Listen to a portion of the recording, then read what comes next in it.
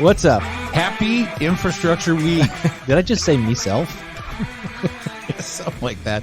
I thought maybe you were Irish. Sometimes I'm Irish if I drink too much. I get myself ready. Lucky Charms. Yeah, find me a Lucky Charms. Oh, anyway, happy Infrastructure Week. They signed it, $2 trillion or 1.2 or something like that trillion. Oh, lucky us. You know, there's a lot of money in that goddamn thing, and I think all of it is probably justified. This is not the soft infrastructure. This is a hard infrastructure. This is the infrastructure that Trump could never get done. Remember, I don't know if you recall this, but he had multiple over 4 years. He had multiple infrastructure weeks and never passed a goddamn thing. Did we always call them that, Infrastructure Week, as if it's the White to House highlight it? The White House would. Okay, this is what I mean. You know, whoever his dipshit press person was, they would give us, okay, the president has initiated Infrastructure Week, blah, blah, blah. But then he would blow something up and go off track, and then they never was get golfing. back to it. He was golfing. He was busy working on his infrastructure at his golf course.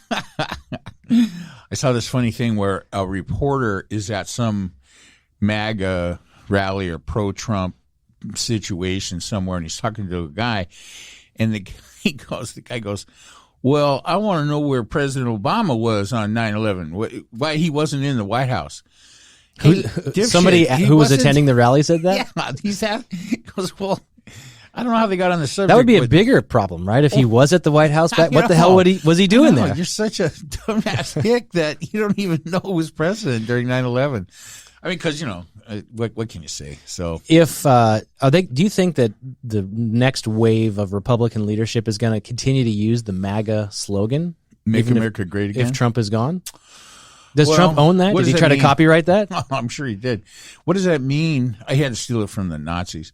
What does that mean if Trump is gone? I mean, there's one meaning I can think of right away that would make me happy, but you can say it. The final solution. You can say the final solution as long as you are not calling for his head. No. Because you're quick to point out, especially with anybody in government that might involve the Secret Service, right. You're quick to point out and differentiate if I've made a comment or if you've made a comment so that you can keep your ass out of jail. Yeah, that's right. Well, I'm not letting you drag me in there. That's, but he's out there doing his rallies, the MAGA team, the MAGA army, if you will. Yeah. Well, the next, I mean, assuming he's not they figure it out or they drop him or so. I mean, if he's not there, that has so many different meanings. I'm not sure how to answer it. But if his influence is over, then I don't think so. I mean, I think they would move on to something different, right? As long as he still seems to be exerting some kind of influence over the party, then who knows, right? Did we already talk about this? Like, how long have these slogans been going on? Like, Biden has the Build Back Better, which is fucking terrible. But is this a thing that goes all the way back in history where they all got to have some slogan for us idiots who can't follow what's going on? Give me a couple simple words and I can figure it out. I think I'm going to guess it probably has to some degree or another. I mean, this kind of stuff is important. It makes for, Twitter and Facebook and Instagram, ready when you already have something like this, BBB, Build Back Better, whatever. It's just, I think it's different than it was when the only way to get the word out was, national broadcast or telegram. Telegram, newspapers, pigeon radio, right? I just don't think. I think it's more I'm trying to think of something like from Obama or Bush, but I can't think of any. We can never think of anything they had when we're doing it. Yeah. Like I have a name for you. Oh yeah, Beto or O'Rourke. Oh, Beto, yeah. Last week we couldn't think of the guy's name. Well, that's the way it works, right? I think everybody's used to that. So, all right. So, would you use that though? I mean, is there any that's what I was thinking. Is there any? I don't want to say credibility, but would there be any reason why you would hang on to that because that's the momentum that you could keep? MAGA, yeah. That is a good question, a legitimate question. I think because there's like a built-in base there, right? Right. So, it has some, if you want to call it that, intrinsic value with that core group of people. Possibly. But here's the thing about so many of the people, apparently, so many of the people that would quote unquote in the MAGA movement or whatever, they seem to have no self-awareness. So they seem unaware of how offensive that is to 80% of the country. Do you think, or are they aware of it and they just don't care?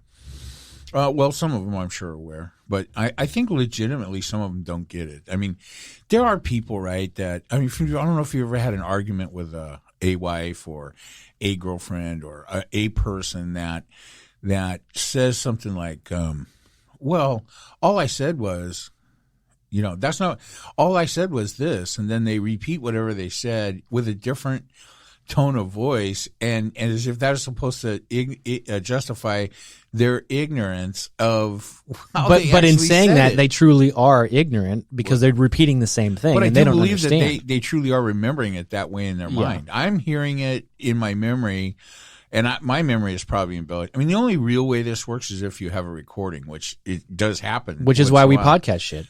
That's right. So we can go back in time and said, no, motherfucker, he said this. That's right. He's going to jail too. Well, you whip out your iPhone, put it on record every time you have a discussion with somebody, and that kind of damps down the conversation. But I think the connection to Trump and what he stands for has evolved. I mean, this is at least something that I have said, for the last couple of years. But and maybe here's an example. What's evolved in connection with Trump? Well, I mean, the toxicity of being connected to Trump. And so here, the example is, I mean, I know people in my personal life who I love and respect and go all the way back to, say, 2016, 2017, where they were, pro-Trump people. Maybe some of them bought MAGA hats. I don't know anybody who actually attended a rally, but fast forward through that whole evolution to now, many of them have abandoned ship. And again, I'm talking about the people that I know. Right. And I just think in general, of course, there's this toxicity attached to Trump. And so therefore, many people have distanced themselves from him.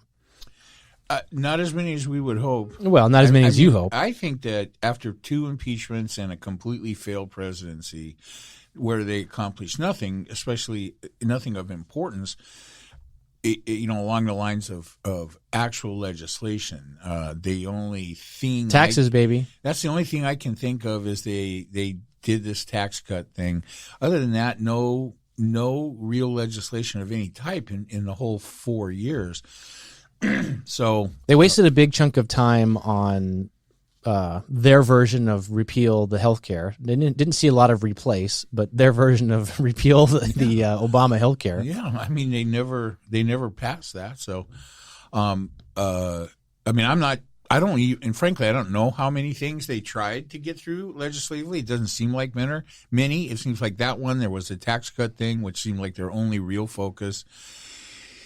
And that's it. I don't remember any other memorable. I mean, a lot of executive orders, a lot of programs and things, and a lot of government agencies unwound or upended by Trump administration secretaries or whatever, be it Jeff Sessions or whoever, knucklehead Ben Carson or whoever the fuck it was that was. Don't speak ill of the dead. Carson's not dead. Oh, I thought he died. No, that's the pizza guy. Carson, was he? Ben Carson is the neurosurgeon. He was the HUD. He served as HUD. HUD, right? That's right. No qualification for that whatsoever. He's a well. neurosurgeon. Do any of these guys have qualifications? Well, not in that administration. No, that actual qualification disqualified you for any position. Exactly. What is the total? Do we have a tally on executive orders that were drafted? Because Trump had many of them. He did. What happens to an executive order when there's a change of power? Do they all just go away, or do you have to No. executive some future them? President would have to Undo it. Undo. So they just stay forever? That seems kind of dumb. However they were written. I mean, if there was a time limit in it, but executive orders stand until, but they don't have the force of law. So, but these, they're enforceable as long as they're not challenged or rescinded, I think is the right word, by a future president. I'm pretty sure Uncle, what's his name? Uncle Biden has rescinded quite a few of them. Not all. I mean, does that count as the tariffs still stand on China? But yeah. But think about that, right? Would it be in our best interest? I mean, I think we could all agree that was probably a dumbass move to do that, and has sparked a lot of problems with China and trade and everything. But what's done is done, and now that you're in a different position with China, does it make sense to undo the tariffs and things without getting something for it? Well, think about that. I mean, neither one of us are experts really in anything, like we always say. But Trump made a big deal, maybe even before he was elected. I don't remember, but you kept hearing him talk about the trade deficit, the trade deficit, the trade deficit between us and China. And that's a problem. And what he's really talking about is the amount of goods that we buy from China versus the amount of goods we sell to China, and that shift is in an imbalance, and it benefits China more than it benefits us, and that puts us at some disadvantage. And while the numbers are factually true, I don't understand why that was such a big thing that he wanted to try to solve. Well, because I don't think he gave a shit about that, Travis, to be honest with you. I'm not sure he would even understand that. But what he did want to do was turn China into the enemy and one of many, and use it as a whipping post to lather up the toothless wonders in his entourage, right? And Do you think that's really the only motivation? Well, I mean, cynically, yeah, I think so. I mean, but again, you give him so much credit for being calculated. Well, here's the thing. Well, it's not just him. He has a lot of smart but malevolent people that were around in his orbit, right? I mean, when I say that, I mean, I understand why you might be pushing back a little bit on me trying to present him as overly calculating or something. I think. He just has like a media savvy but then the people that he did surround himself with are malevolent. Steve Bannon, Stephen Miller, Stephanie McEnany. These people are just not good. Sebastian Gorka. I mean, the names are endless, right? And then sycophantic morons like Mark Meadows, his chief of staff at the end, and I mean, in the beginning, right? Remember in his campaign, his original campaign, I'm going to surround myself with the best people. Well, he brought in some decent people, especially from the military, right? I'm going to utilize my generals. Like, the guy truly thinks he's Napoleon or Genghis Khan or well, Hitler. Can't you technically refer to them as your generals when you're elected? Only if you're an idiot. and never, really, that's never correct. They're never. Generals do not belong to the office of the president or any president himself. But anyway, I think we all get that. He brought in, I forget some of the names now, but he peeled through every military expert that he brought into his orbit to help him make good decisions on international matters and military matters. And they all got sick and left, right? And he tried to bring in the head of Exxon Oil, I forgot his name already. Tillerman, right? Well, he was Secretary of State. Yeah, Secretary of State. Tillerson or Tillerman? Rex Tillerson, I think. Yeah.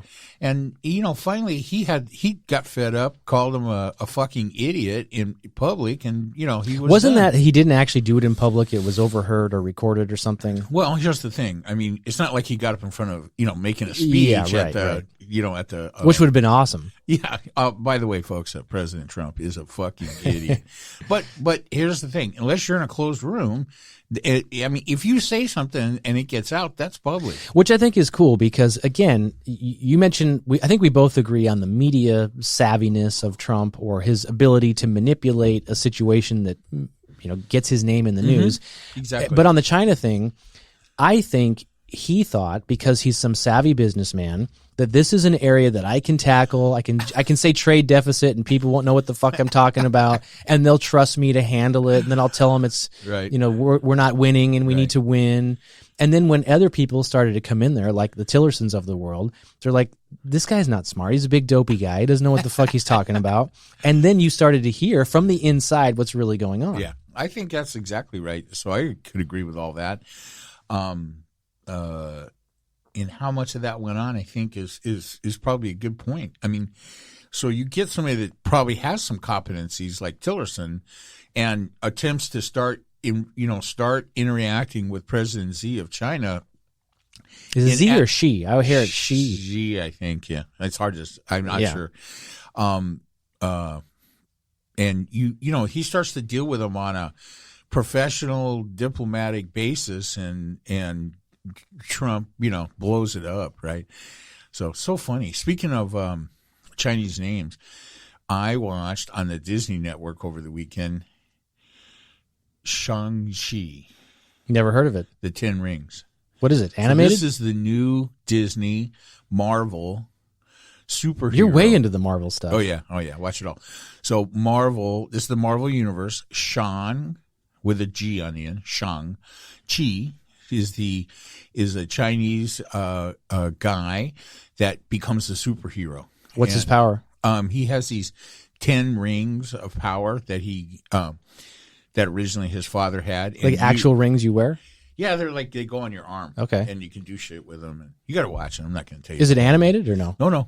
It's Okay. live action. It's really good. If he doesn't have the rings, does he lose his power? Well, he doesn't have the rings for most of the movie. He only acquires them at the end and ends up with them. This is kind of the origin story of this, and then we'll see. He'll be part. Did you ever watch the Doctor Strange movie with Cumberbatch and all that? Okay, no. You should watch that with your children. Whatever. There's no cussing in it. That's a great movie. The original. They like cussing. I mean, they're good at it. Well, They'll watch anything. Wow, what a surprise! And so Doctor Strange, and then in Doctor Strange, that takes place in a mythical Asian place that's supposed to be looks like it's based on Burma or something, and there's a Chinese guy in that movie. Who his name is Wong, who appears in this movie. These movies are all interconnected. Yeah, but are these, like, a lot of the superhero movies that are out, I think, are based on old comics, right? So is this a new character that was developed by the Marvel Universe just for these movies? I think so. I'm not thinking that this is based on an actual existing comic from 30 years ago. Yeah, and that's kind of cool because I'm sure there's a comic now, but but so many of these are overdone. Like, how many fucking Batmans can you make? How many Supermans can you make? Well, and while you're making multiple versions of Batman or Superman that some work and some don't, you're not making anything for black people, Asian people, Mexican people. I mean, you're not, and sure, lots of blacks, Asians, and Hispanic people watch those movies, read those comics, and enjoy those characters. But at some level, they'd all like to see their own culture portrayed, right? And so that's what this is. Obviously, of course, the first guy they picked for the what was the name of it? The Cougar? No, the. This is your story. I don't know. Yeah, no. Siri's trying to find the answer. Get out of the car. You're not on the podcast. There was the I'm going to forget all the names. Remember the one where the black guy that died recently was the Black Panther? No. Yeah. Oh yeah. Was that Marvel too? Yeah, that's Marvel. God, right. I will never know his name because there's this huge. We don't do that. You guys don't watch Marvel at your house? Kids too young? I mean, it depends. This is might be too young. There's a lot of. They all have battles and there's a lot of dynamic tension. A lot of drama. And they like drama. Like, they're really into Star Wars now, so we're watching all those. That's good. Yeah, I mean, so they'll watch a mix of. We watched Finch. Have you seen that? I haven't seen that yet. Tom Hanks. Yeah, I'm going to watch that. Which is, probably older than my kids' age group, but they really get it. Are you watching Foundation? No, I haven't seen that. Okay, you should start. You have Apple TV. Yep. Right? That's where we get everything. But these. There's about 9 episodes now of Foundation. So. And it's so cool, I think, and the superhero stuff is awesome. I mean, it's really fun to see, except when they just redo it. And like, I was reading something recently. It's funny you brought this up about. I don't know if they're going to make another Superman, or people were calling to make either a female trans Superman or something, or they were going to do something that was a big shakeup in the Superman world. And I just kept thinking, that's cool, like you just said, right? Because the superheroes don't reflect the large body of the population. But do you have to redo Superman? Just like make a new superhero that's trans. Like, why do you have to mess with Superman? Yeah, I get that. I'm trying to think if that's the one I heard about, or I do remember some discussion about. I am super they. You will. Please refer to me as they before I laser eye you. Yeah, right. Well, I'm not interested in any of that. I get it. I mean, that would be great for the 6 small future transsexual children that will get a boost out of that. I don't know. I mean, it's fine. I don't really care. They can have it. We've had a dozen Supermans of all different types, makes, and models. So whatever. And I'm cool with it. Let's, not get anybody pissed here's off. the thing. Nobody's going to twist my arm to watch it. I mean, they may try to, societally twist my arm to watch it, but nobody can make me watch one of these movies I don't have any interest in or whatever. So that would probably not be high on my list. What if Netflix or Apple TV made you watch it? And they said, they limit your downloads of the movies you want to watch unless you watch the other movies that they're forcing you to watch. You are lost in a dystopian fantasy world. Hey, is it? It could happen. It could happen. Mind control starts with manipulation of content. So, okay, so let's backtrack just a little bit. So much good stuff going on. Biden's going to sign the bill today for the infrastructure. So that's a huge accomplishment. And then they can read it and find out what's in it. Right, exactly. And I think we pretty much know now. Here is the point I want to make about this, and this is not actually part of the good Democrat talking points, but you are seeing it covered on all of the more liberal-leaning news outlets. The fact is that these hypocritical fucking Republican senators and congresspeople, all except for 10 of whom voted against it. Right? 10 of whom voted against it. No, 10 of whom voted for it. Yeah, for it. And they're not hypocrites. Hundreds of Republicans voted against it. They are, whether they're congressmen or senators, they are now going to proceed, because in all those red states where these dipshits are from, those states are going to get literally billions of dollars apiece for multiple infrastructure projects. And these hypocritical rat bastards are already in the process, and you'll see this going forward if you haven't noticed it already. They will all, even though they voted against it, they will all take credit for it. We passed this bill, and, so here's... Because they have to. Otherwise, how do you run for re-election in your state when you say, I didn't want us to get this money? Well, I mean, that's the thing, right? It's like, hey, you didn't vote for it. How can you bring yourself to post shit about how you got this for your people in your state when you had nothing to do with it? Do they not vote for it, or do they abstain? Can you do that? As far as I know, they voted against it, because to be on the Trump train, right, you have to vote against it, not abstain or whatever your other choices are. You come out and straight up vote against it. And if you did, for the 10 that did vote for it, they are being punished by the Trump-led GOP. Some of those people hold committee positions, which is, if you're in Congress without a committee position, you might as well go home. You have no power. Yeah, just phone it in. Yeah. So, isn't that such thing, right? If you think about it, it's such a fucking overblown version of high school. All they want to do is get up there and be noticed and be recognized, and I have to get in with the in crowd so I can make a name for myself. I don't think that's career what this politician is. fucks. That's not what this is. This term is, limits, age limits. Oh, sorry. This is the Trump cult thing that we've But talked about. The cult exists outside of Trump, of course. All these people want to get in there, and I mean, especially in the House or the House, right? 2-year terms. I think that's so dumb. I mean, how much time are you actually spending working if you have to get reelected every 2 years? Yeah, is it a 2-year thing? I think so. It's not every 2 years. It is. If you were elected in 2020, you're not running in 2022. Well, not everybody, because there's like a weird, shift where they don't all happen at the same time. But the Senate is 6 years and the House is 2.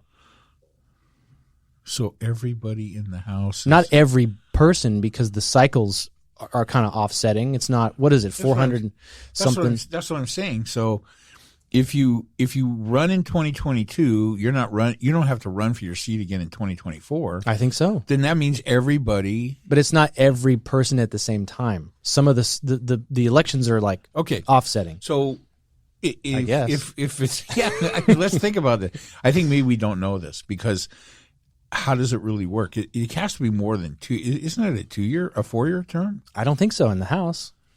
Okay, let's look it up. Okay, look it up. That'd be good. So anyway, here's my point on that. Get prepared for the hypocritical, stupid Republican legislators that voted against it in whatever form, trying to take credit for it. So here it is. Congressional elections occur every 2 years. Voters choose 1/3 of senators and every member of the House of Representatives. Okay, all right. So if you 1/3 of the House, okay, so every 2 years. So that doesn't mean everybody runs every 2 years. I know. I tried to say that. Well, there's not a complete flip of the House every 2 term. years. Yeah, but the members themselves are only elected for 2 years. So if you're in that, right? Okay, so if you're elected in 2020 in the 2020 election, take office in 21, you have to run again in 22. Yes. But this is only 1/3 of all congressional seats are up every 2 years. Yeah, how does that work? Yeah, I don't know. If it's 2 years, then somebody's getting Let's shafted. come back to that because this is what I like to refer to as committee work during the summary meeting. I hear you. All right, so that's good. I think that the Biden administration is I think they were back on their heels a little bit for a while. I think the leaving Afghanistan was a lot of bad press. I think one thing I'm gonna actually make a criticism of Uncle Joe here. So strap in. All right, let's hear it. Okay. I'm ready. So he has a tendency, and I think he's doing it in good faith, but it's I've seen it now more than once, to say something about something he thinks is going to happen in the future, so that if it doesn't happen, it can come back and bitch slap him right in the face. Well, give me an example. Well, in June. No, in July. Hey, the inflation is transitory, and this is going to snap back very soon. Okay, it's November, and it's getting worse. Okay, listen, this is the fucking bizarro day because I'm going to defend Biden. Go ahead. What the fuck are we saying here? But you know what? Like I said, this is my strategy. You are being manipulated by the Good Democrat Talking Point rule book. Oh God! Don't, lest anybody think this is actually penetrating my brain. Mm-hmm. But just like Afghanistan, I defended Biden because it was the right thing to do. Mm-hmm. All of his predecessors in the time that we have been there failed to get us out because they were worried about the political backlash. Mm-hmm. Oh, you're talking about Afghanistan. Yeah, Afghanistan. Inflation. But I'm going to get to inflation. Okay. But the point is, as we have discussed, it appears he is making decisions that are not popular. Maybe he thinks he's a one-term president, even though he's saying he's not, and he's going to run again. But the point is, he doesn't appear to be afraid to make decisions. Maybe that has something to do with his age, because he is on borrowed time. So, let's make decisions now because tomorrows aren't guaranteed. That's how I look at it when I get a double bacon cheeseburger. Exactly. I'm on borrowed time, so making that decision. But on inflation, he wasn't the only one that said that. And Biden is a politician. He's a career politician. He's no dummy, but he's not, the market guru. You had all of the talking heads, chairman of the Fed, Powell. He was saying the same thing. It's transitory. So were they saying that to ease everybody's concerns? Were they saying that because really they're making decisions off of data that's 3 months old? It's not real time. As the rest of us are going, hey, dickheads, there's nothing on the shelves. There's 100 fucking boats parked off the west coast of California. Mm-hmm. Gas is $5 a gallon. But your report from last month needs to be refreshed, So all of us saw right through that. I don't see him. So when he gets now, when it hasn't been transitory in the way he described it, I mean, it's still transitory. It's gonna level out or stop. It's not gonna probably go backwards. It's not gonna go back. But he never said it was gonna go backwards. He just said, hey, it's transitory. It's gonna level out. And it's gonna happen soon. Well, that was where he was a little off. Whatever. I'm not on the bandwagon to try to there's a huge difference between having a president that says that postulates about what might happen in the future and is occasionally wrong, and one who just fucking lies about everything all the time, and nobody and so what do you want to do? You want to excoriate, not you. They want to excoriate Joe Biden for saying something about what he thinks is going to happen in the future, and when it doesn't happen, they want to crucify him, right? But then Trump lied about everything, big and small, and all the time, and then nobody was allowed to, But here's the thing. When you are the sitting president, people assume that you either know shit or you have access to information. Right. So therefore, even if you're just passing along the news, like, in other words, I understand the criticism, although I don't agree with it on the inflation thing, because the objection is, hey, you are getting reports. You have firsthand knowledge of, what's coming. Should just tell us the truth. Maybe that is what he thought the truth was. Yeah. But the point is, he's not the only one who was wrong. Right. And here's the thing.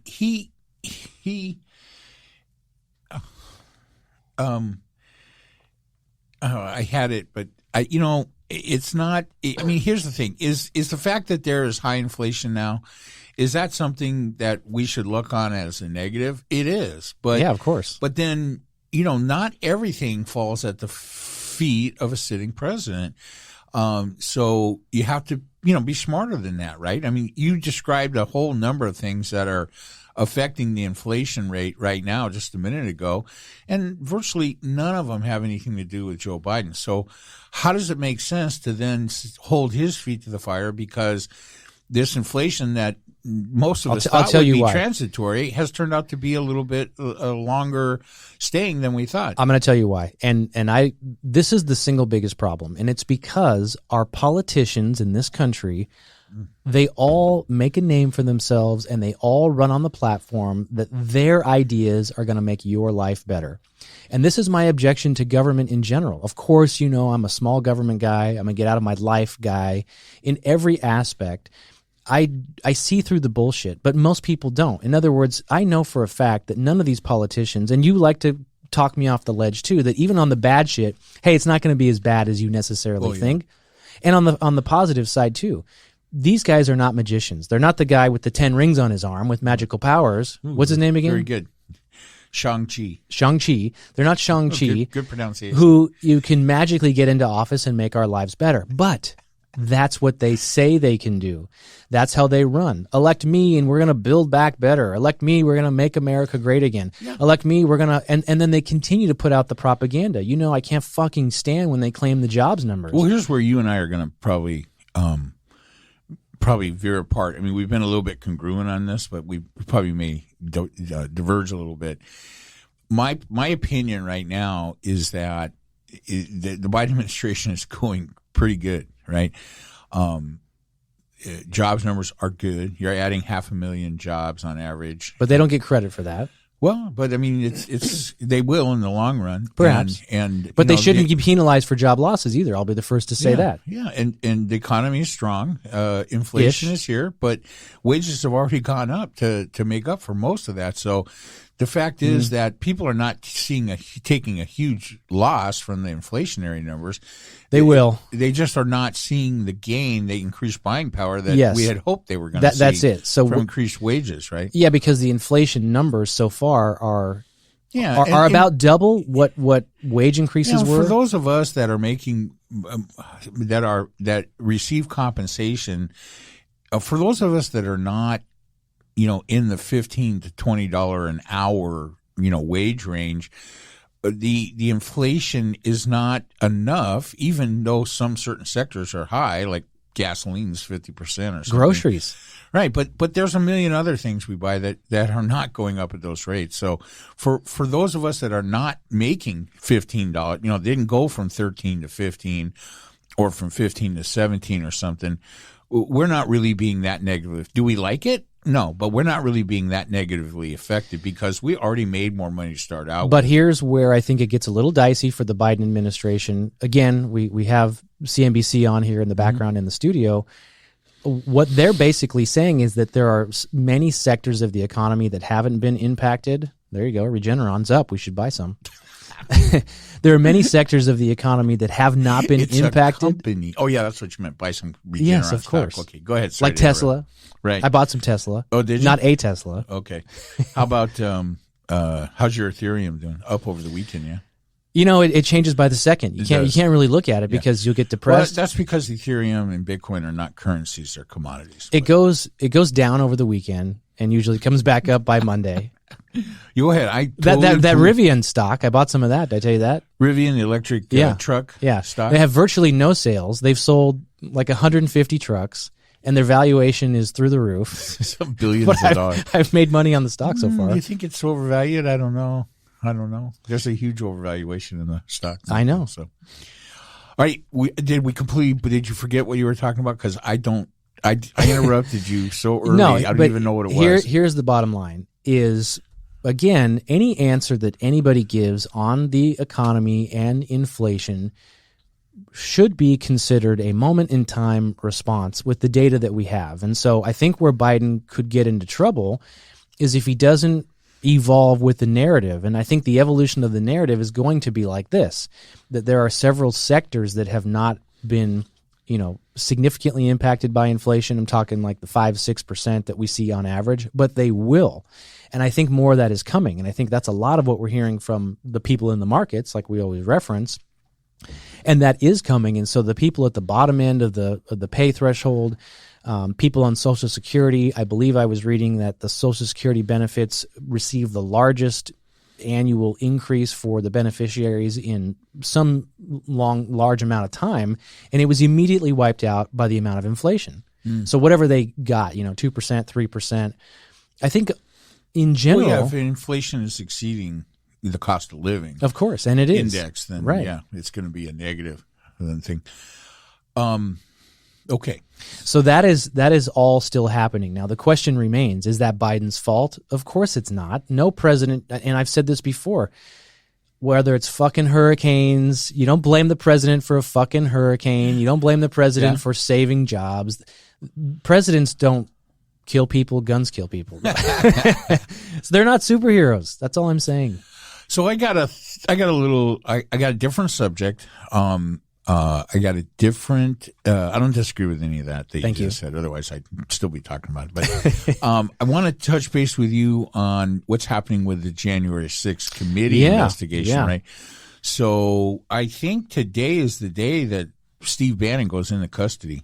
Well, I read he turned himself in. Is that true? Well, I thought it was supposed to happen today, but he did. Maybe that was earlier today. But was it? So did he turn himself in, or did they go capture him? No, I think he was scheduled. I think he scheduled, a time to come in and turn himself into D.C. police, I think, or whoever FBI. It is, federal FBI. Yeah.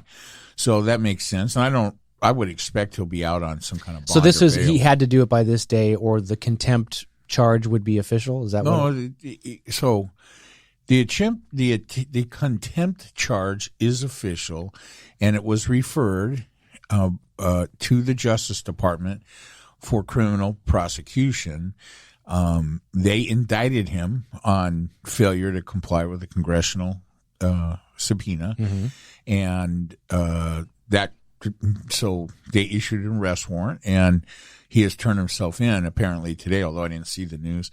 And then I would expect that he would get out on bail. So, so turning himself into custody. Yeah. So now he's still not going to cooperate, testify. Well, who knows? My guess is that number one, from what I've heard, Rask and the other people on the investigating committee said that, hey, if he wants to stop this process, that's all he's got to do is come in and comply. That's what Bring I the documents and answer the questions.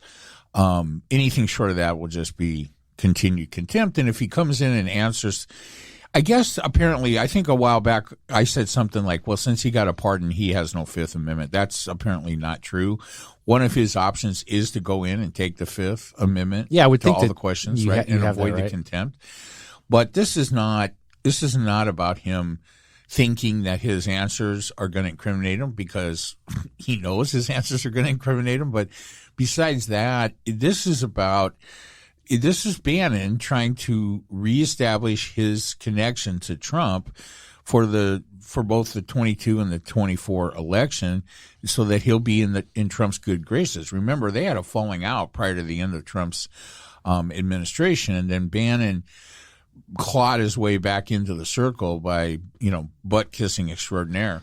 I just don't see. There's just not a lot of political capital there. Like, in other words, so Bannon wants to get back under Trump's good graces, and so what does that really do? Well, Bannon doesn't give a shit about a criminal convict. He's already a convicted felon. So for what? For so he got pardoned by Trump, right? But that doesn't mean he's still not a convicted felon. Is that right? Yeah, I thought if you get pardoned, it's gone. It's not I don't think his sentence was commuted. He was simply pardoned, so he doesn't have to serve time. So if he doesn't make it go away. If we hire him to run the board here, on his job application, does he have to say he had? Yeah, does he have to say so. He does? I think so. Besides, who the hell doesn't know? Or maybe, well, I mean, I say that like everybody knows. I mean, probably a lot of people don't pay attention to it. But the fact is, he was convicted for I think it was a conspiracy to defraud contributors, right? He was supposedly collecting money. Fuck, I forgot. Was it now. campaign stuff? It was not campaign, but it was money to defend the Stop the Steal thing or something. But the deal was he took the money, right, and used it personally. What, did he buy a condo in Miami or something? Something like that, and they proved it, and they convicted him. And then Trump pardoned him. So anyway, having said that, he doesn't care. Did I ever ask you this? Do you think there should be a limit to what crimes can be pardoned? Oh, yeah. The whole thing should be done away with, right? It does seem a little outdated. Like the president can pardon now that anybody for anything. Now that we've seen it abused on purpose. There's got to be, I'm just guessing, historically, if we go back and look in a couple hundred years, there's got to be pardons for dueling and murdering people. There are questionable pardons, but never anything on the scale. I mean, I don't think we even know the numbers. Apparently, he did several thousand pardons at the end there. So that could be several hundred, several thousand. You know what's interesting about that? Way, way more than any other president. I don't know. Maybe it is, maybe it isn't. But what's interesting is we talk about the Supreme Court being, the highest law of the land. But if you essentially give the sitting president pardoning power, doesn't it kind of supersede the highest law of the land, where with the stroke of a pen you can say this crime is done with? You're free. I think that's the conversation that needs to be had now, right? But here, let me finish this point. You're skillfully trying to interrupt me here. So the point is with him is that there are like 26 people, and I don't know how many subpoenas have actually been issued now, but there's a group of about 26 people in the Trump orbit that the committee has cited that they want to speak with. When they don't get any cooperation voluntarily, then they start to talk about subpoenas. And then if subpoenas are issued and those people don't comply, then they start to talk about criminal referral. That all is a process. So Bannon was the first one that they did on purpose so that the rest of them could see, assuming that the Garland Justice Department was going to issue a criminal. Why not charges. Trump? Why not Trump be the first one? He's the last one, not the first one. Why? So he's at the center. Think of this 26 people as a big group, a big circle around, and they're going to go through all of them, and then if needed, they'll pull. That's going to take forever. Well, it's it depends what the story is. I mean, maybe you don't even, if you get Mark Meadows in there, right? Who was the Trump chief of staff at the end. So Mark Meadows has now passed the date, and they are voting on a criminal. So a lot of people didn't think Mark Meadows was gonna let it go to that extent, right? Strategically, I don't understand this because it's just anybody that lets it go to the criminal referral is trying to be a mark. I mean, trust me. That's Bannon what it is. He's gonna wear this like a. I just pulled this up while you were saying that. He posted something. Bannon. Yeah, here's what it says. I think he has some social media account or platform, wherever he posted this. He says, "I want you guys to stay focused and stay on message. Remember, signal, not noise. This is all noise. That's signal." What the fuck does that even mean? He's a double talking piece of shit. What? I mean, at the end of the day, if you get subpoenaed, all that really means is you got to come in. You're being forced to come talk to people. You can be represented by an attorney. You can not answer the questions. And then you'll have your day in court. But is there any way to avoid the eventual appearance in court? So now he's refused to cooperate.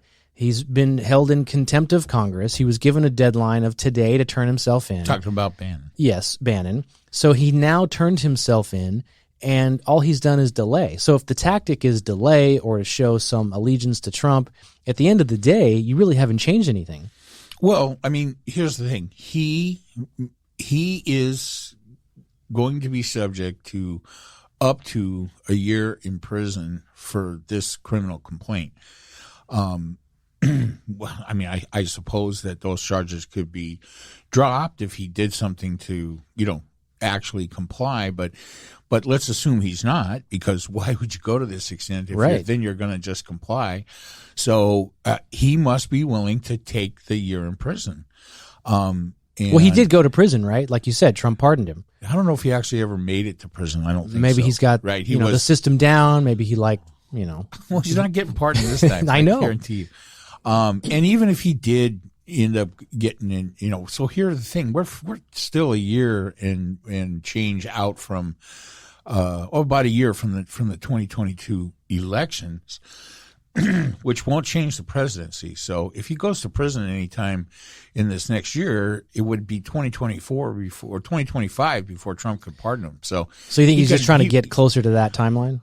Well, I think that's one of the reasons why they put him first, and they're asking the Justice Department to move on it. Now, they took 3 weeks, and I think that was to establish a bit of distance between the Justice Department and the Biden administration. Hey, we're not lapdogs. We're not just jumping to your request.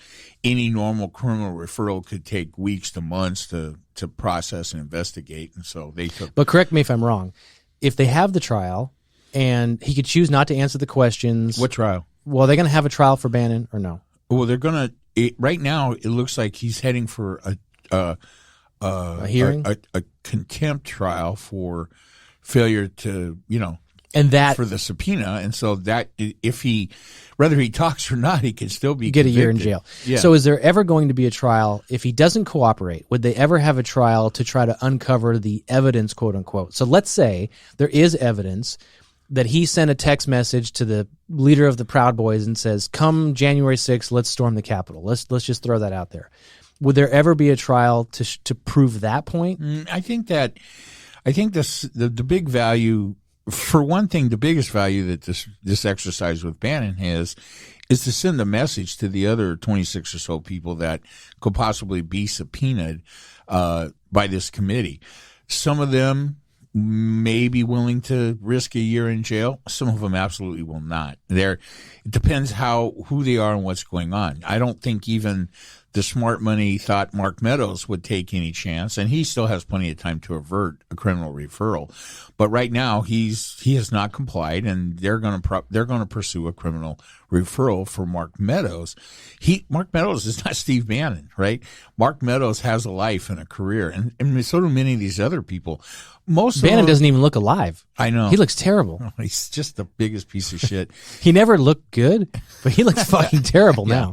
So I think that was the biggest value for Bannon. So whether he ever talks or he doesn't matter. Here's things like Bannon's complicity in organizing the January 6th thing. I think that can be proven with or without his cooperation, right? I mean, there's video of him on a video podcast the day before talking about, hey, strap in. This is going to be like nothing you've ever seen, and talking directly about the Stop the Steal rally. So I don't think that.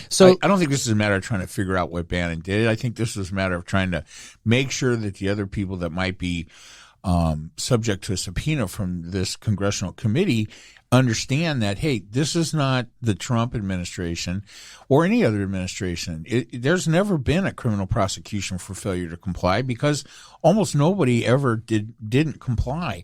So Bannon decided to be the one that tests that law, and I hope he gets slapped with the full impact of it, right? Which is a year. Right. So that's what I'm saying. Like they're unrelated, right? But you and I ain't going to jail for a year on some principle. No, of course not. But I guess they're unrelated, right? The search of the truth and looking for the evidence and this particular contempt charge. And what I'm trying to get at here is there ever going to be a trial, if you will, or a hearing or something to figure out what happened? And the other thing I'm hearing is not a trial. Trump what is he citing? Executive privilege to not allow whatever records he's on to be released. And I'm thinking, if you are an elected official, if you're in the Trump White House, I'm assuming they give you government issued iPhones or computers. In the private sector, that shit belongs to the company. So why do you get to cite executive privilege? Shouldn't they just be able to pull those records out? And I guess I understand why you might say, hey, that shouldn't be released to the public, but it should be released to Congress. First off, Trump doesn't send emails, never has. But you understand what I'm saying. Trump emails, you understand what I'm saying. The communication devices. I do, and everybody. So what he's telling all these people, 26 different people in his orbit, right? He's telling them all to claim executive privilege. So a few things are a problem with that. Even he is not the final word on executive privilege. It's the sitting president. And Biden has already said, hey, there's no privilege for an ex-president or anybody that worked in the White House or for the administration. There's no privilege. We're not, it would have to be Biden who would say, yeah, I'm going to uphold the privilege. So the theory is that a president's communications that are involved in his decision making are not subject to public scrutiny, so that he, in good faith, people can talk frankly with the president about situations, and every discussion isn't subject to public scrutiny. That would be very inhibiting and could probably lead to some very bad decisions. And as we've talked about, the president is never alone, unless you're meeting with Putin. But for the most part, there's always witnesses to hear things. Yeah, and so what they're saying is, hey, and besides all of that, the reason that Trump is citing executive privilege and telling his cohorts to cite executive privilege is not to protect that privileged communication involved in decision making. It's to hide something that he's got. I get it. Yeah, I understand. It's a cover-up of malfeasance, and that is not covered in the privilege. Right. So I don't disagree with Biden's comment that there is no executive privilege. Right. But again, the old guy's out, the new guy's in. Turn in your laptop. Let me check. Shouldn't they be able to find whatever the hell they had to discard Trump's laptop because there was too much Big Mac grease in the keys. I get and that. It was no longer functioning. The Diet Coke gummed up the keyboard. Sorry, cheap shot. Okay, so anyway, that whole front moves on. So don't we really want to know? I want to know. Maybe you don't care. I want to know what the commission comes up with. Yes. I want to read the report. What's the truth? Yeah. And what will be done about it? So, here's another question for you. Look, here's the thing. This is a report fashioned on the 9/11 Commission, which I don't know if you're familiar with or not. But post 9/11, there was it took 10 years to get the goddamn result of the report. Well, whatever it takes, becomes the official record, and that's what's really important here, and that's what this committee is trying to do. They're not out. What kind of criminal referrals to the Justice Department may materialize is unknown, right? And this is not a special prosecutor thing like the what was the guy's name? The Mueller, right? And this is not that type of investigation. This is a congressional committee. And I think as much as anything else, almost as important as what their findings will be regarding January 6th, because look, anybody with a brain already knows what the causes were and knows that Trump and all but his sort of it is that nuanced. Trump and all of his cohorts were involved in a conspiracy to set that up and make it happen. We all know that. What's the it? The January 6th situation, all of it, the rally, the riot, the whole mess, right? Well, okay, I'll respond when you're done. Okay, and so for me, it's almost secondary to the fact that it needs to be established that congressional subpoenas cannot be ignored. That's the most, for my money, at this state of the game, that's the most important thing that can be accomplished out of this whole commission is that this committee and this Congress reestablish the fact that you cannot ignore congressional subpoenas. I certainly think that's important, but it can't be the most important thing because you have to still look at what happened that terrible day. Well, okay. And here, just make sure my point is established here. I do want that to happen, but if it doesn't happen, I don't really care because we already know. Well, here's the question in my mind. Do we know? We do. And like I think I gave you the example before about, fire in a theater versus lighting the theater on fire. If we find out that Trump and Bannon were texting or talking or whatever, and Trump or Bannon ordered the attack or ordered the attendance of the people who attacked, to me, that's a different layer, a more egregious layer. So What would you do about it, though? Well, at that point, I literally think that's a smoking gun that you cannot defend in any way, shape, or form. What if it's not? I mean, look, you know how mafia dons work and organized crime. I mean, let's think about this. Trump's whole administration and his whole process is much more akin to an organized crime family executing their will across some group of businesses to extract, through the use of various illegal methods, and the guy at the top is never the one that can be tied to it, right? So do I expect that Trump is somehow going to be criminally tied to a conspiracy to overturn the government or the federal election statutes or anything? I don't know, but let's just stop down for a second here. I don't know how much video you've seen, and I'm going to have a hard time remembering his name, but he was a lawyer that was at the Stop the Steal rally. He wore a trench coat and sort of a quasi cowboy hat. He's the lawyer that worked with the Trump administration prior to after the November election and prior to the January 6th riot. He is the mastermind of the entire plot to overturn the election. He met in a hotel in Washington with a group of Trump conspirators to put the whole plan into action. So these are the kind of things we can find out. We know what this guy did. We have already many reports of what went on in that hotel have leaked, and when you say he met in a hotel with Trump, would you say cohorts? Yeah, let's call them conspirators. But are these people within the Trump White House? Well, they're and does that matter? The Trump campaign, so Bannon and all the rest of them, right? So anyway, this is. I don't think it's going to be. I mean, is this guy going to comply with the subpoena? Probably not. He's a lawyer and blah blah blah. So I mean, I think that there are a lot of people besides Trump that could end up being, nailed for conspiracy to overturn a federal election.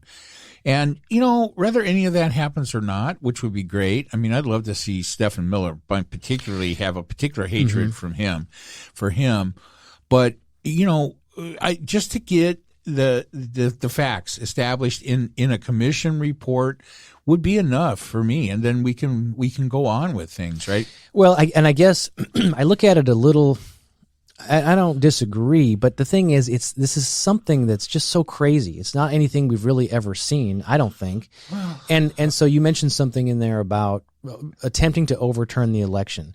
Let's say that's what they were doing. I understand, okay. But the thing is, let's say there's got to be a lawful way to file a grievance, if you will.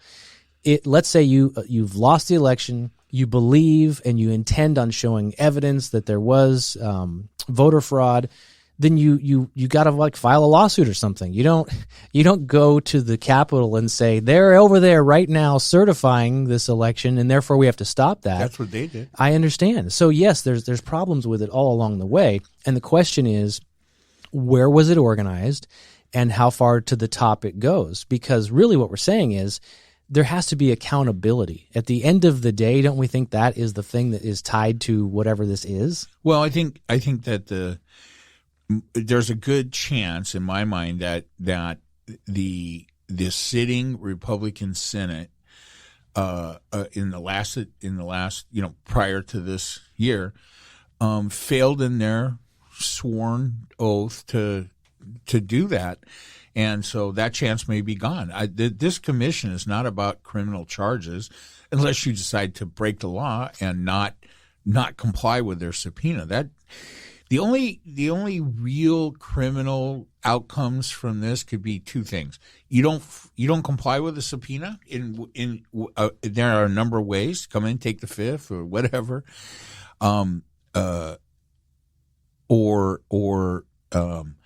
Or you come in and lie to the Congress. That's a federal offense that you go to jail for quite a while for. So those are the only two really criminal outcomes from this. Any information that is, any stone that is turned over and information is found is subject to investigation by the Justice Department. It won't have anything to do with the committee. So I just want this committee to get the testimony from the people they feel are involved. For those who won't comply legally, I think they should be prosecuted to the full extent of the law to establish a precedent going forward that you don't disregard congressional subpoenas. And try to get that reestablished before we lose that. And the precedent is that they would be prosecuted and go to jail for a year? Well, for each time they, I mean, there are, you're subpoenaed to come in and testify. You have documents being subpoenaed. I mean, there are possible legal ramifications for all that. So I think that, look, if you're some kind of career criminal, do you give a shit about doing a year? No, but if look at that 26 person. I mean, I wish I could pull it up right now on a screen somewhere and show you who's involved. Many of those people have a long way to go in their working careers, and many of them will not be able to move forward ever with even a hint of a Justice Department indictment. Let's face it, though. This is important, right? Is it going to stop Bannon? It's not going to stop him. He doesn't care. He's already a criminal. What we know, that the most important thing for Democrats is that because they still view Trump as a threat, the most important thing for them is to make sure that there's no way in hell he has a chance of becoming president again in 24? That is not the point of this commission.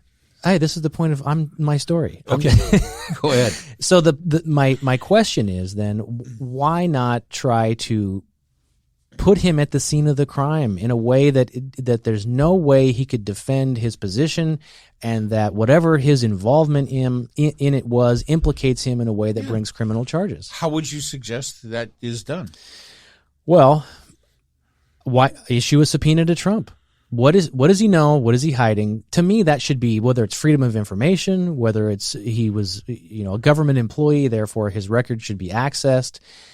We need to know, or this committee needs. I'm okay with the public not knowing as long as the committee's working on it until there's a finalized report. To me, it's analogous to cameras in the courtroom. I'm okay with that.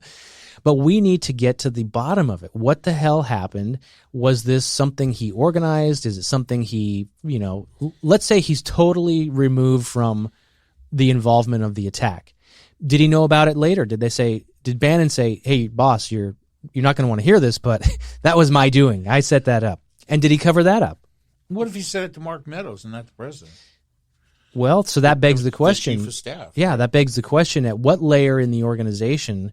Well, and then Mark Meadows went in and said, hey, Don, listen, the Proud Boys are coming. I talked to Steve. Yeah. But that's not, there's no public record of that.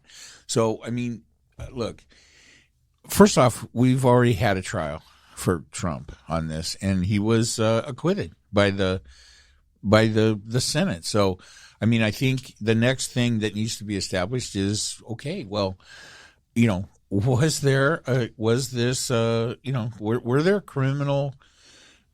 criminality involved in what went on leading up to the January 6th riot? And how much can we establish vis-a-vis this committee that the Trump administration was involved or responsible? Who knew what and who knew when? Right. What was going on? Issuing him a subpoena is not going to get that for you. So I get what you're saying, but he would probably not ignore it. He would employ a vast array of legal delaying tactics and here's the thing, right? He's going to have unlimited access to, he'll have sycophantic attorneys that will do it for free. So, rather the cheap motherfucker would pay for it or not. I don't know what attorney would provide services to Trump and then expect to get paid. He never pays anybody. Yeah, you got to get paid up front. Right. So, I mean, here's the thing. That tactic's not going to get any information out of Trump. He's not going to come in and confess. He's not going to tell the truth. I mean, our best hope for there is that you ever get Trump under oath, and then he lies. That would be to federal authorities, one way or the other, right? That's what I think. Give him an opportunity to speak. He's not going to take it. He's gonna. He'll come in and plead the fifth, and that'll be the. So you can plead the fifth, but then if there's evidence, you can still get convicted, right? You don't have to say anything. Well, is it a jury trial? The standard for conviction, Well, there's no trial. I use the word trial and prosecution, but there's some legal formality that a decision will be made. If information comes to light during the investigation of the January 6th commission, right, then that information exists, and the Justice Department can do with it what they will. There won't be any criminal referral that I'm aware Well, then of what's from the the point? committee. To bring the information into the open, into That's the it. light. And then what?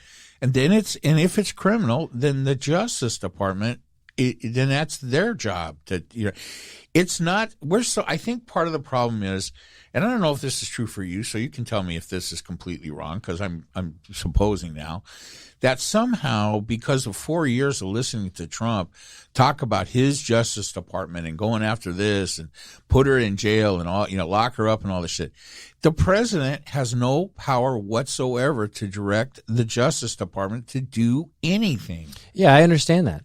But my question is, let me ask you this.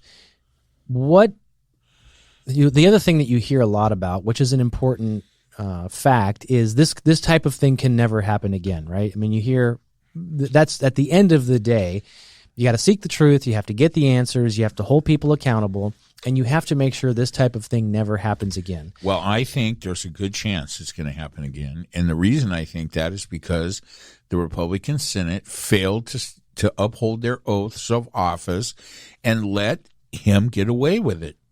And that is the biggest single reason why I think it could happen again. So you think that there would be another, sometime in the future, challenge to the election results and, chaos could happen?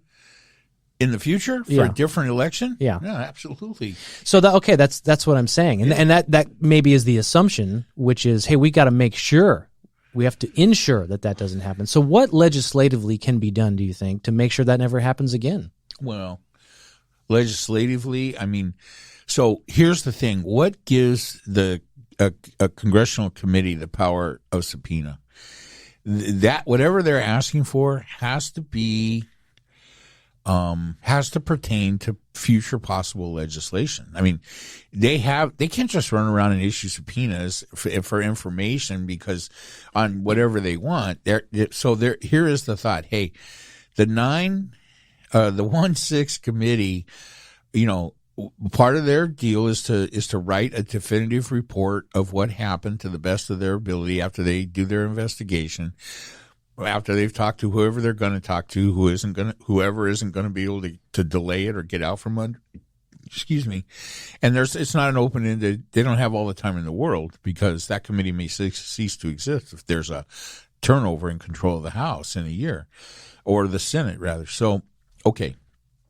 So, to that end, if they are looking for testimony from people, then and that testimony is related to possible legislation to prevent another administration from trying to upend an election results, illegally, unfairly, or incorrectly, or whatever, then that's all legitimate. That makes all of their subpoena stuff legitimate, because the possible legislation would be changed in the laws that would prevent different things from happening. So and there's so much, Travis, right? I think. Well, that's what I'm getting at, because listen, I speak for all American people. Okay. Wow. But one of the things I think that really piss people off about government and why they have little faith in government is because they don't see things changing. So in my mind, I think what needs to come out of this ultimately is you got to think big. And I think, if we're talking about how to prevent something like this, one of the reasons we understand that it went down the way it did because there was this certification process of certifying the results that was happening on that day in that building. Is that something that we should look at, that we should change? Does it need to be done in a different manner? Does it need to be done at all anymore? Do we change the way we vote, like you and I have spent many, many hours talking about? But to me, I think fundamentally, this is yet another reason why there should be big changes that we talk about, so that you can have loudmouths who complain and want to do shit, but it's not ultimately going to impact the outcome of an election. Well, okay, so I totally understand what you said. It's not that I disagree, but I do not believe that the certification that was supposed to happen on January 6th is a big part of the issue, right? Because that is nothing more than a routine piece. It should have been. What's the word I'm looking for? A routine piece of procedure. Yeah, it's symbolic. It doesn't mean anything. That those electors they'd already cast their vote. So let's say Biden had already been declared the president. Yeah, let's say that wasn't going to happen. No, it's not. It's the interaction that the sitting president had with secretaries of state. Asking them to provide false information to overturn the results of the votes in their state. That alone should be a criminal offense. He was tried on that and he was acquitted not because the facts weren't there, but because the Senate completely just did not do their job. Can that not be rehashed at some point in the future? I don't think so. I mean, there's no will to run another impeachment. Would it be an impeachment? Because you can't do that, right? I mean, so okay, hey, guess what? We've got a one. I thought you could. We've got a 1-vote lead in the Senate. We're going to re-impeach Donald Trump, who's not even a sitting president. So, I don't think that can be done. I don't know if would it have to be done in that manner. I don't know. But it's not. It doesn't matter. Here's the thing. Some things you can't undo. They fucked this, right? These assholes in the Republican-controlled Senate last year, prior to this Senate, they did not live up to their oaths of office, and that can never be changed. Is this going to come in the report too? They need to own that. So right? Part of this report, is it going to say that one of the failures, I'm assuming you look for breakdowns in the system and where there were failures. You think one of the results is going to be that the Senate failed to solve the problem because they didn't convict Trump? I don't know that. I mean, I think there's a wide, there are many different conclusions that could be cited in the actual writing of the report. I'm not sure if dealing specifically with that question is part of the mandate or not. I think it's pretty specific to dealing with, but if that is deemed by the committee to be one of the significant contributing factors to what caused the riots on January 6th, then I think it could be cited, but it won't change anything. It won't cause a retrial. Well, no, and that's the point, right? Nothing that comes out of the report will change anything. The past is the past, and you can't change it. It's what you do about the future. Opinion. The important part about this is that the American public has access to the truth, and if the truth is that things were done incorrectly in the previous Senate, that just needs to be cited. There's the value, so that it'll be part of the history, so that going forward, that could be cited in the future. Hey, the next time you run into this kind of situation where a president goes rogue and commits enough atrocious acts to be brought up on impeachment twice in a one term, that people look at this and go, okay. In the future, it may become apparent to the American public that we do not live up to our oaths as a group in this Senate, and that might affect how they handle it. So, I mean, I think it's not that complicated, right? The commission is trying to write a report that will establish some of the facts of the situation and what caused it, right? Nothing can undo it or change it. Nothing can bring back the dead cop or the dead rioter or change any of the people that were injured. Nothing can undo the damage that's done to the democracy, to the image of democracy in the United States around the world. Nothing can undo those things. What you can do is try to hold a light up to them and show people. That's it.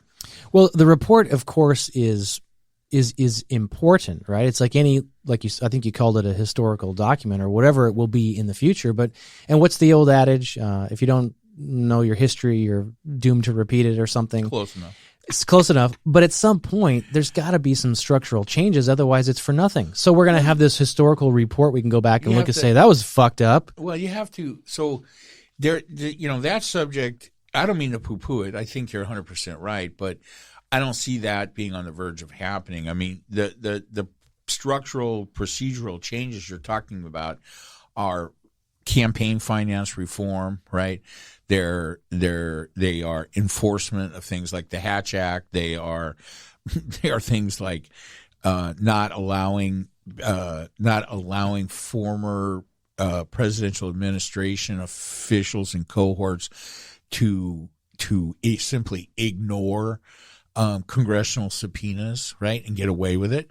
I mean, the people in the Trump administration did this all through I mean, there were other committees, but they never testified before they were never forced by the Senate to testify before the impeachment trials. Yeah, wasn't Trump like for a minute he was going to testify and then he didn't? He was never going to testify. I think maybe you're thinking of Mueller. Maybe that's what it is. He was going to send in written answers, but nobody gives a shit about written answers, right? The point of having an official answer questions from a special prosecutor or investigators, FBI or a Senate, a congressional committee is to get their answers, right, and see if they're truthful or not, right? Not give them a chance to write the questions themselves and then send you the submitted answers.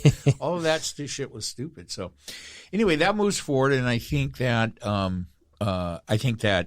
for me the exciting part is that not exciting, but the good part is that we did get the criminal referral. There is an indictment of Steve Bannon for failure to comply with a congressional, and that's going to be precedent setting. And we talked about this too, right? It's just so the more important thing about everything right now is that, and you want procedural, structural changes. We need to look at some of whatever the laws or regulations are around how the Justice Department is allowed to operate, right? The Trump administration so he put in two very partisan secretaries of state. Nobody puts in a secretary of state that hates them, right? No president appoints a secretary of state that's working against his interests. But there's a line, right, that should never be crossed. And the Justice Department is supposed to maintain an independent course. And that's one of the reasons why the FBI director is put in for 10-year terms. They're not supposed to be yanked out of there just because you don't like what they're doing. That's the purpose of having a 10-year term, so that any given FBI director will span multiple administrations. Now, all those administrations could be one or the other, I suppose, but it's not very likely.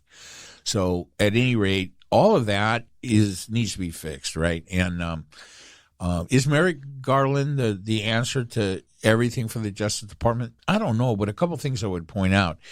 He's not a Democrat. He never was. He was, as far as we know. Yeah, okay. Well, I mean, it's pretty easy to tell, and so let's hope he has the integrity that for those people that would have supported his appointment to the Supreme Court.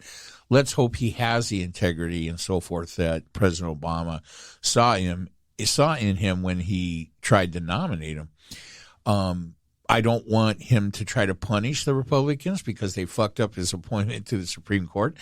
But I think it's a plus for us that he certainly doesn't owe them anything, right? We would not expect him to look the other way on something that involves Republican political operatives. Do you think, and I cited this when we were having the Supreme Court discussions about the nominees, that at the end of the day, you would like to think, I'd like to think, that these people are professionals.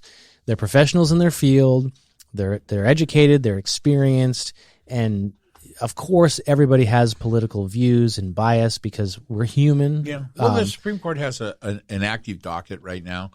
There are many things that they either have already ruled on or are dealing with or are waiting to hear. We're not seeing every so-called conservative justice that was recently appointed or was appointed during the Trump administration always be in lockstep with everything. It's just not the way it almost ever works out. So, the jury's out. I mean, people like Amy Coney Barrett, Amy Coney Barrett, and not Gorsuch, the Kavanaugh. Did you see the memes where they put up a picture of Kavanaugh crying about? Remember when he was virtually crying during his testimony, and they're like, Kyle Rittenhouse broke down in the stand. Oops, wrong picture. So we just have to hope and see. I mean, I think I don't even know off the top of my head, so I don't want to get into too much of the discussion. The Texas, abortion. They're looking at it, I guess, in some way. Yeah, still, so we're waiting to see what happens. I mean, we'll know a lot. I mean, that will be a true disaster. Where the only answer will be some type of legislation. If they rule that this Texas law that opens enforcement up to any yahoo in the public and prevents the government from trying to enforce this law, that's a horrible concept that, if allowed to stand, I would expect to see an avalanche of shit from both sides of the aisle coming down to try to show up how bad that is, right? So every law can we agree that a few things are settled law, like civil rights and things like that? Well, what if you pass a law in Texas that nobody can rent a house to a black person, but you don't enforce that law? Right? And you leave it up to the general public to file lawsuits and give them a $10,000 bounty to do it. I'm not sure how many people in Texas would take that up, but I'm sure it would be millions. So I think there's some inherent problems with that. And I think we're waiting for the Supreme Court to make a ruling on something that by all rights should never even be and that's the bigger debate, right? And we've talked about this too. It's, what is it called? Federalism, so it's states' rights versus the federal government, and where you have conflict and things are not in balance. We got to fix that. Well, I mean, look, the principle has always been that it's state rights have primacy until they don't. Until they don't, right? What does that even mean? Well, I mean, because the state, something that a state, something that's in the interest of a state may not turn out to be in the long run in the best interest of the Commonwealth as a whole. And so in that case, federal law should prevail. And it shouldn't be any more complicated. But it is, because states get to make their own decisions on shit, and there are examples, truthfully, that I don't even agree with any of that. So, but there are examples where a state's decision on something is better than the federal government's position on it, and there are times How many times have you seen that in California? Ever? Where states' laws better? Where the California decision is better than the federal? Well, decision? Drugs, marijuana. No, I mean, I'm not a drug user, but I support your right to do so. But the truth of that is that's not even states' rights, right? That was the result of the very flawed.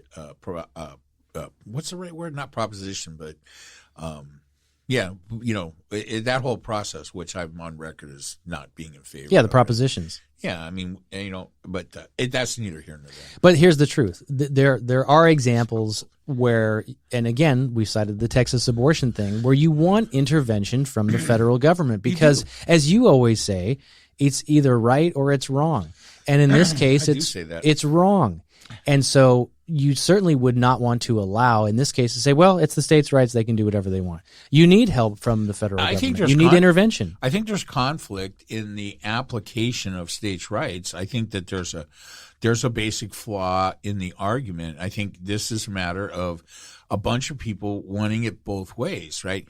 You want states to prevail. You want states' rights to prevail when they're in your interest. Exactly. Something that's in your interest. And likewise on the other side. Yeah. So I just want my interest to prevail. I think it's flawed. I know. At all times. Just let me make the decisions. Right. That's what I always say. But I think that's just I think this is an archaic concept that goes back to the formation because even in the name of the country, right, the United States. Well, I mean, you just have to. I mean, it's a nice name and all that.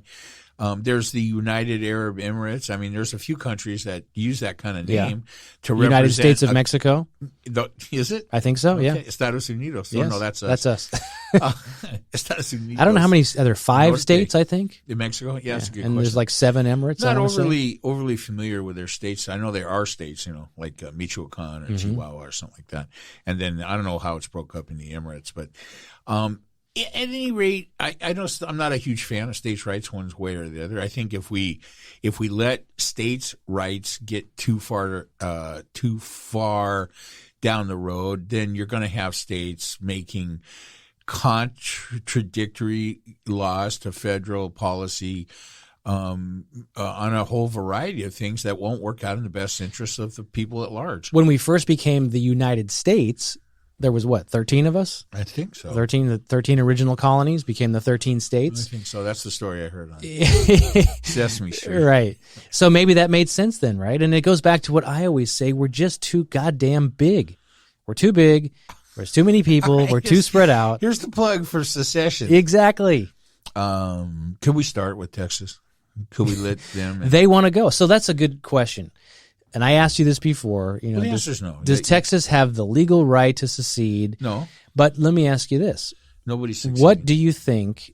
Nobody's seceding, right? Yeah. Why? Because they would be held by force? Do you think that, pick a state. The United States military would prevent Texas from succeeding from the Union. I think we called it Civil War last time. I know that. And they're going to do it again. And the overwhelming might of federal military against whatever Texas could muster. So what does that look like? like? I get it. Maybe they'll think they're at the Alamo or some horse shit. That's exactly what would happen. But, the overwhelming force of the United States military would quash the Texas whatever and bring them into line. That's not going to happen. Do you think that's the first domino? Like, let's say that happened. The military goes into the state of Texas. They take over the state house, and first thing you do is they block off the. First thing you do is you go in the military and you check everybody's records. Anybody from Texas is sent to the guardhouse while this happens, and then you take all the members of the military from other states who all think Texas is full of shit, and you send them in to keep. Well, see, that's where I was going with this. How do you know? Like, let's say you're from North Carolina and you're in the military, and so how does the military say? If you don't follow your orders in the military, I think that your superior officer can pull out his pistol and shoot you in the head. Oh, wait, was that? Now you sound like me. That's the Nazis or something. I don't know. So do you think, though, that, because that's what I think, is that if it ever came to that you would have enlisted service people from various states say, you know what, fuck that, I'm not going to war because I think that Texas is doing the right thing. It's not a good scenario to think of any kind of use of federal military troops to in any kind of. Do you really think they would go and surround the state and surround the borders? I think a lot of people would be arrested for sedition by the federal government. Do we even have enough to house all those people? Have enough jails? Yeah, I mean, it's hard to say, right? I mean, it depends. I mean, I don't think there's as many people in Texas that would be in favor of succeeding as you might think there are. No doubt there is a fairly, there is some group of people that talk shit about it, but I think that's not probably representative of any kind of core grassroots kind of feeling. I don't think maybe I don't disagree. These people are now, patriots, right? They're but not, we'll see. In my lifetime, they have an overwhelming sense of allegiance to their state more than Californians do or Idahoans do or whatever. But I think that only goes right until it conflicts with their best interests. Like, do you want to live in a state that's under martial law for the next 10 months or something until you tamp your shit down? I don't know. I don't think there's that kind of will in Texas or anywhere else. I don't think there is now, but I don't think it's out of the realm of possibility that in some time in the future. Yeah, years for sure. How many? Well, I don't know. You get where I'm going? I'm trying to I would figure out if there's any chance I'm for still you have gonna to deal be with this? alive. Yeah, because if it's that far in advance, I'm going to agree, and if it's not, then I'm going to disagree. I would say, I mean, listen, I don't want this. I'm not willing this, but it just it I'm remains to go be get seen. an AR-15, and then I'm going to cross state lines into Texas and shoot anybody who's trying to pick on the federal forces that would be trying to stop the sedition. Well, you better stock up. Wait, I'm going to change my name to Kyle Rittenhouse. You better stock up on ammo now. Let's talk about the two trials that we talked about last time. So I have no update on the Ahmaud Arbery trial. So I wish I did, but I don't. I'm just not seeing the coverage on it, so I'm not sure what stage they're at in that trial. But didn't you say there's no cameras in the courtroom? In that well, one? I don't know. I'm not seeing any. We are seeing tons of courtroom video from the Kyle Rittenhouse thing, right? And so they asked his mother on CNN. I think they were talking to his mother, Kyle Rittenhouse mother, Mrs. Dumbshit, Mrs. Rittenhouse, Mrs. Rittenhouse. And I guess she drove him across state lines to commit this act of homicide. So, and that's, by the way, is what he's on trial for, homicide. I haven't heard him call it murder. Wasn't that what that is? Well, I think homicide, and there's some legalistic stuff going on here that I don't really understand. It's a homicide trial. But at any rate, she said that, well, Mr. Rittenhouse, do you think it was right for your son to cross state lines with an AR-15 to insert himself into, this situation in Kenosha? She's like, well, he just wanted to help. And she's an idiot, right? Well, and we talked about where did he get the idea? Well, I mean, obviously some part of it came from his stupid ass mother. Isn't that to be expected? I mean, you're a product of your environment, right? So yeah, I'm not surprised. You're right. That doesn't surprise me. But I think they're making, I don't know if this is part of the trial or part of the charges. To me personally, the fact that he crossed state lines is irrelevant. Like, that to me is not the bigger part of the story. Maybe there's a certain gravity to the charge because of that. Right? He shouldn't have crossed the street. You can't have it both ways, right? But what I mean is that means something. Like I want to say transporting a firearm. Well, okay, look, here's the thing. For what does it mean in this thing, right? It mean, and I don't know that there's anything about transporting a firearm. There's a law in Kenosha or in Wisconsin, some vague law that they did include in the charges, which would be carrying or use of a firearm by a minor, an illegal firearm or something. I don't know. And but it's a law that has some kind of connection to their hunting laws, and it has to do with barrel length or something. So it doesn't even look like it doesn't look like you're going to convict them on that gun charge. Which, right. They should. That's not the biggest issue who cares, here. Right? Is he criminally liable for killing two people and wounding a third? And it's, in his defense is self-defense. That's what he's not saying he didn't shoot him. No, he's saying it was self-defense. He's that's what he's saying, self-defense. So, I mean, I think there's a question about about if the prosecution is doing a good job or not. I mean, I think that we run into this often when we see these kind of national coverage of trials. At what point is it reasonable that to accept the fact that you might have an incompetent DA in Kenosha, Wisconsin, not exactly New York City or Well, LA. how many times has he had the opportunity to try a multiple homicide case like this of a minor with an assault rifle? Yeah, it seems tough. And then some of the shit. Well, that was Ahmaud Arbery. So it was Ahmaud Arbery. They're all caught up in this thing where Ahmaud Arbery's lawyer got up or the prosecutor for the Ahmaud Arbery case. No, I'm sorry. The defense for the three white guys that are charged in the Ahmaud Arbery killing, that he said, hey, we don't want no more black pastors in the courtroom to try to intimidate the jury. Who said this? The defense? One of the defense lawyers for one of the three. They are being tried together, but separate attorneys, right? So, what state is this? We said it was Georgia? Florida. Oh, Florida. Florida. Yeah, this is your favorite state. Did it happen in Florida? Florida or not Florida? Florida. Yeah, I mean, I said this last time. That case, without knowing all of the details, you can't just go kill people. Bottom line. Well, I mean, it doesn't look. I mean, it's not a. It's apparently it's not a slam dunk situation for this Kyle Rittenhouse, and it really seems like. Well, okay, so let's focus on the Rittenhouse case, because this one is getting more attention. Maybe because there's cameras, or maybe it's because we know a little bit more about it. But at least maybe there's it's because the National Guard's on standby for the. I saw that. Yeah, like they activated 500 National Guard people. But I would assume I saw somebody post something. If they acquit this guy, that black people in Kenosha or in that part of Wisconsin, I'm confused by that. I'm confused by that. I thought you said he killed white people. That guy, he did, but if that was a black guy on trial, there would be no acquittal. No possibility. Nobody would be talking about if the Rittenhouse guy was black. No, yeah, right. I mean, so. But how could it? I mean, how could this? If a black had come from another state with an AR-15 and ended up shooting anybody in that other state, race aside, and he would not. There would be no discussion about is he going to be acquitted. Listen, that's you can make a case for that, but why would there be this? This makes no sense to me. You have a white kid on trial for killing other white. Were they kids or were they adults? No.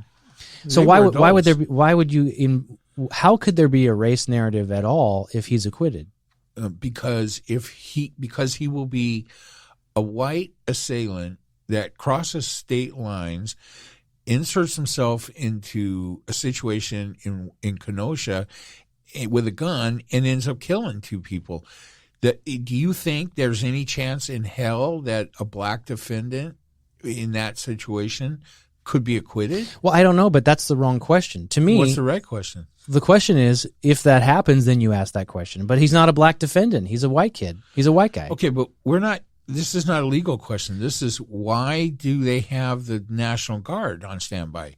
I think they think there's going to be shit in the streets. Right, if he's acquitted. Not if he's convicted. Of course, right. I hear what you're saying. If he's convicted, everybody goes home and says, okay, justice was done. If there's riots by mostly black people, if he's acquitted, because the assumption is he only got acquitted because he's white, that's stupid. It's not. That's a very racist way to put that. It's absolutely not. You're telling me the National Guard is on standby because it could go either way if he's acquitted. And if he's acquitted, the assumption is there's going to be riots in the street. Why is the National Guard on standby? I'm not assuming there will be riots in the street. Well, why are they on standby? Assuming that there could be demonstrations. Well, demonstrations are fine. I'm just saying, if people riot because he's acquitted and they make the assumption that he's only acquitted because he's white, how about this scenario? Stupid. How about this scenario? A lot of people, he gets acquitted, and a lot of people are upset because it seems like a miscarriage of justice. And they go into the streets to protest and demonstrate. And then for any number of reasons, right, that turns into a riot. Okay, you're skipping the whole part where people legitimately take to the street to express their displeasure. I get that. But if the narrative, if the storyline becomes he only got acquitted because he's white. Yeah. But that's irrelevant because it's only a trial of white people. Right, but the fact is none of that has anything to do with whether the masses are gonna be upset by if he's acquitted.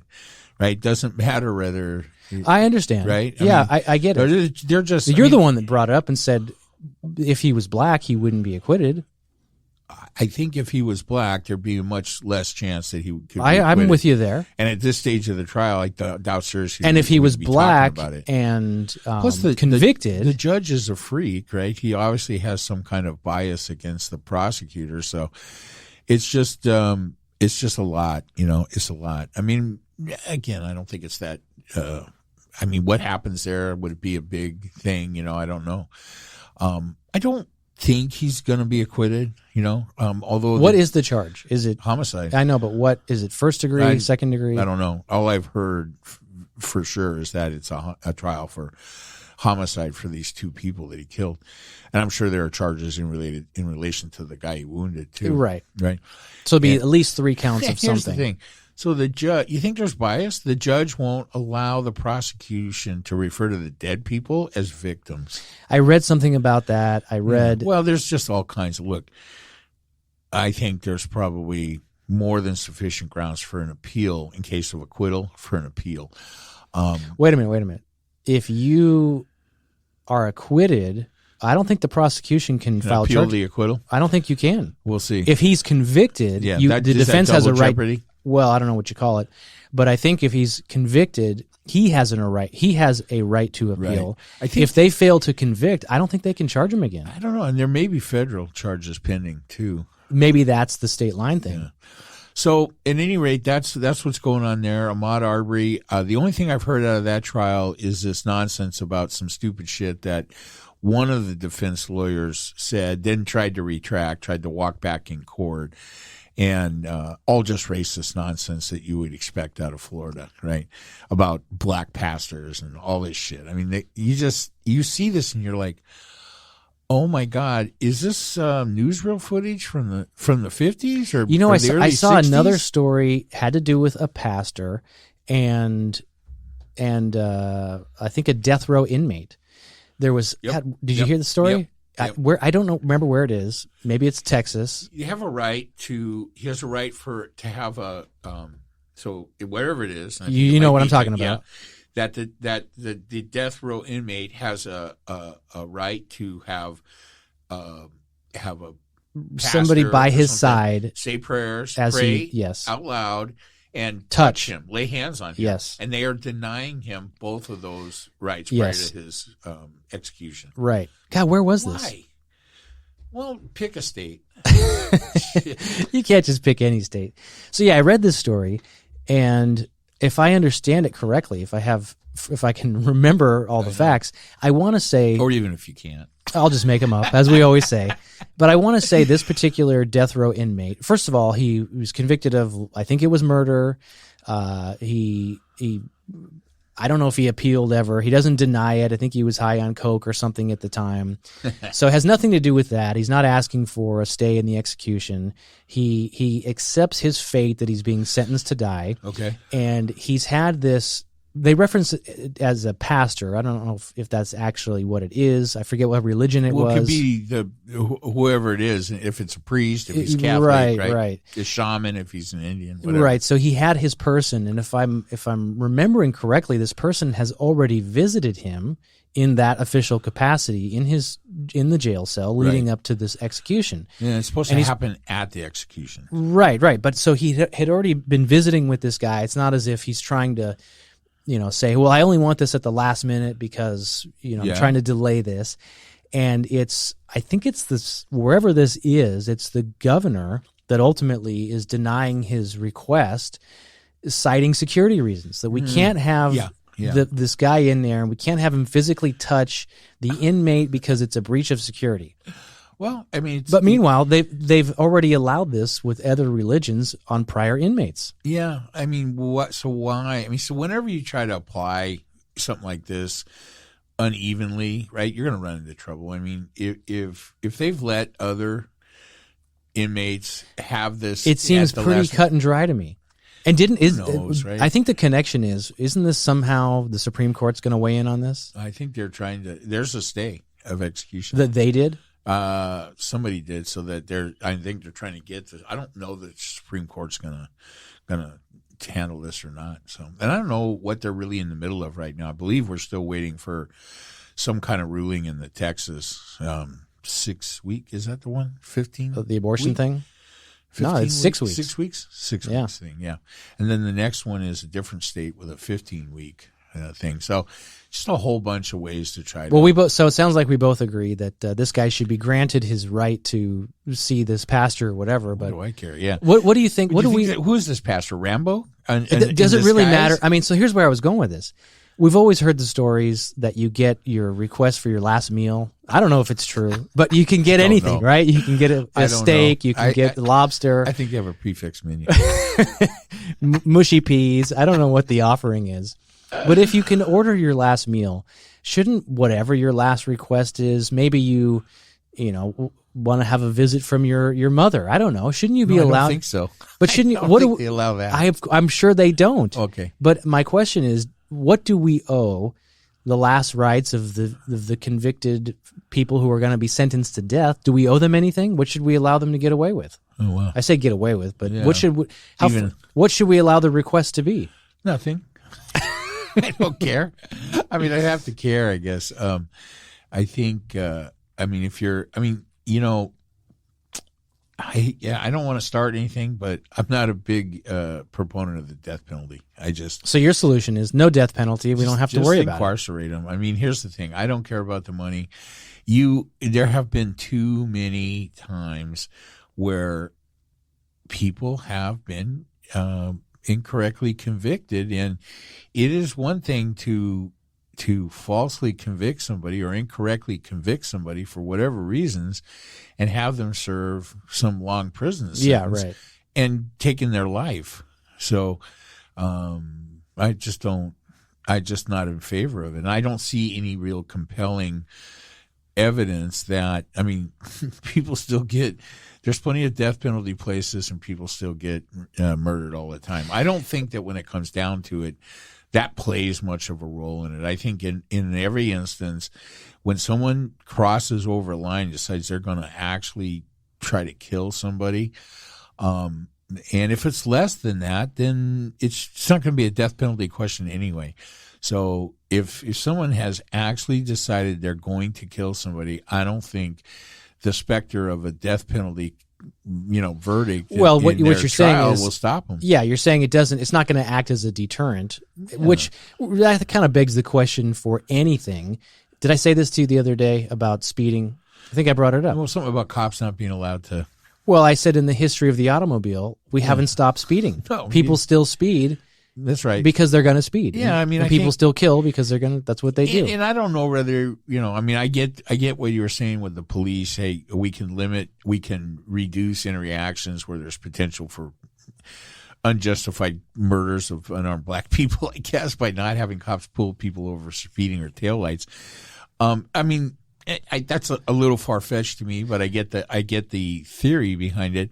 And I think that the fact is that, there's always been penalties for speeding. It shouldn't be being killed in the street by a white cop if you're a black driver, but that's always been a possibility for every black driver that ever got a speeding ticket. I mean, unless your head is in the sand, there's a possibility that you don't come out of that encounter with the law in a good place, right? But I'm a huge fan of the death penalty. Let me. Of course, you would be. But I know what you're saying. There's a lot of the cases, what do you call it, capital punishment? Yeah. A lot of those people who are convicted and sentenced to capital punishment are wrongly convicted. Many of them have had sentences. Think about it. Think about every podunk prosecutor across the country, especially anywhere south of the Mason-Dixon line, and how many horrific miscarriages of justice there have been over the years where people have spent long periods of time in prison or are still in prison. And a lot of this has to do with racism and stuff that's prevalent in the South. And it happens in other places too. I think this is the endemic racism that we talk about. And, I wanted to bring something else up while we're on this subject. Something I care a little bit more about than the rights of convicted murderers. You said something the other day about, damn it. Was I referencing somebody's name? No, it was, I hate this when this happens. Are you having a senior moment? Yeah, I'm having a seizure, I think. Oh man. What the fuck? It was related. Oh, that's too bad. I hate this. Well, maybe it'll come back to you. I'll keep talking about death row inmates. You keep going and it'll come back to me. Well, because you're not done talking about it. Well, no, I mean, it's kind of all connected in that sense, but I don't disagree that there's probably, pick a number, maybe half of the death row cases are, wrongly convicted or whatever. Do you think, I don't know what the number is, but listen, if there's no shadow of a doubt that you killed somebody, we should have you off the street. But here's the thing, right? The common wisdom here is, it would be better to let 100 guilty people go rather than to convict one innocent man. Well, that's for death sentence. Yeah, but one thing's not related to the other. If you do it street justice style, I don't care. If you killed somebody, you're done. Well, I guess if and when I watched a movie over the weekend, part of it that I hadn't watched in a long time. Have you ever heard of Minority Report? I've heard of it. Is that Tom Cruise? Yeah, Tom Cruise. So this is something that this is a science fiction movie that deals with a recurring thing in science fiction. I've read a lot of it. This is not like space science fiction. This is like near Earth history. And so in 2050 or something, they developed some kind of technology where they can see if you are going to commit a crime in the future. They know about it? Yeah. And they're like the thought police? They can see it and they can record it, so video can be seen, and they can arrest you for pre-crime and incarcerate you over that. Yeah, pre-cum is a crime, but pre-crime. Jeff Whitecomb. That's hilarious. So, yeah, very interesting. I never really, so they do a thing, they see the Majority Report is like, okay, they have these people who are precogs, meaning they can kind of see into the future. So they divine that you're going to commit a murder. They know exactly when. They can make video of it off these visions, these things you're getting. And then, and that's the Majority Report. Sometimes there's a Minority Report where it's not a done deal. Wait, what is the January 6th? Is that a Minority Report or a Majority Report? No, well, for all those people, the Majority Report would be the fact that they broke in to the Capitol and tried to overturn the government. And the Minority Report is that they stayed home that day and did whatever they were supposed to be doing, which wasn't that.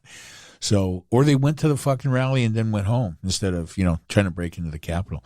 So it was an interesting concept because I never really understood what the title meant. So Minority Report is the Tom Cruise character figures out that there is the thing where his future says he's going to kill somebody unlawfully. He is a cop. Did he travel to Kenosha? Yeah, he was there at Kenosha. So for Kyle Rittenhouse, his Majority Report would be that he goes to Kenosha with an automatic weapon and kills two guys there, and that's the Majority Report. The Minority Report is he headed there but decided to stop and get a cheeseburger instead, and then got sleepy and went home. Do you think that Kyle Rittenhouse should be convicted? Is that what you hope? I'm perfectly willing to. We have to stand by jury verdicts, and that's just the way it is. And so until there's a better way, and I don't know what that would be, I'm going to stand by the thing. From what I have seen about the case, it seems only obvious that he went there, with the intention of, with bad intentions. Of killing people? Even if, here's the thing. He's committed a very serious crime. He inserted himself into a situation where he did not need to be. That's for sure. And then, so forget the whole state line thing. And right.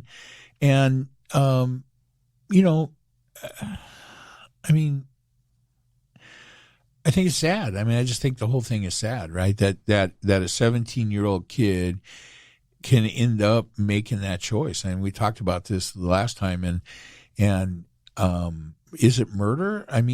It's for sure homicide. He took the lives of those two guys and wounded another person. So the question is, was it self-defense? Can you claim self-defense if you have put yourself in a situation that almost demands other people are going to try to kill you? Yeah, that's the thing. Were they firing at him? I don't know. But let's say they were shooting at him and he shot back. Well, you could make the case it was self-defense. Yeah, but that you're didn't right. happen. They didn't shoot at him. Right. But it wouldn't have happened if he wasn't there. You know what I mean? That's the whole point, is why would he insert himself there? And I've told you this before. I have guns. I use guns. I carry guns. Have you got your ticket for Kenosha? Are you going to go help out? And that's the point. Are you going to help out the cops in Kenosha when this goes bad, this trial? Even if I found myself in a situation where I was in danger, I would think long and hard. I would like to think I would think long and hard. You don't have a lot of time. I'm not talking like I'm walking around with my gun and I go to the dark alley. I'm talking about I'm driving around in my car where I keep a gun, and I'm at a red light and somebody bashes my window in. like can happen in places like South Africa. But let's say that happened, right? I have to think long and hard about drawing that firearm and using it because I'm fully aware of the consequences for that person and for myself. It's just a game changer. It's a life changer. And quite honestly, I've never had that situation. I hope I never do. If I'm thinking logically at a time like that, I probably would only use it if my kids were in danger, I think. Yeah. Well, I think the answer to the question you asked me is I hope he's convicted. I hope he is convicted. I'm not even 100% sure what he's charged with, but I hope it's does he need to spend the rest of his life in jail? I don't know. I think he needs a definite psychological evaluation. But I assume he's already been psychologically evaluated to determine whether he's capable of standing trial and participating. Is that a thing? Do they do that? Absolutely. I mean, if there was any thought that he was not mentally fit to participate in his own defense, that is the insanity defense, which would be if that was the case, then that would be perfectly applicable. If you're not sane enough to participate in your own defense, you can't be convicted of something. So apparently there's no contention that that's the case. His defense is not insanity. It's self-defense. And in that case, you have to prove self-defense. And I don't know everything that goes into that, but it seems like it would be hard to prove self-defense if you are, and this wasn't in the dark or anything else. I mean, there's video of the whole thing. Oh, it was during the day? Yeah. Well, no, it was under bright lights at night, right? But there's all kinds of lights. And there's all kinds of video. I mean, you've seen it? Yeah. Oh, wow. Here's what you don't see. You see video right up until the point he shoots the first guy and kills him. But you don't see, they stop it. What does it look like to you? Well, I mean, it looks like he's marching through this area that's, having these issues. And you can't hear if anything's being said or anything like that.